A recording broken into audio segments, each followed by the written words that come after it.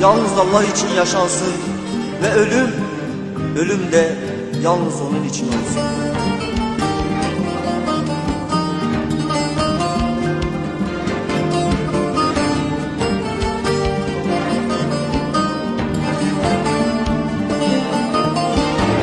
Gözyaşı avutur gönülleri,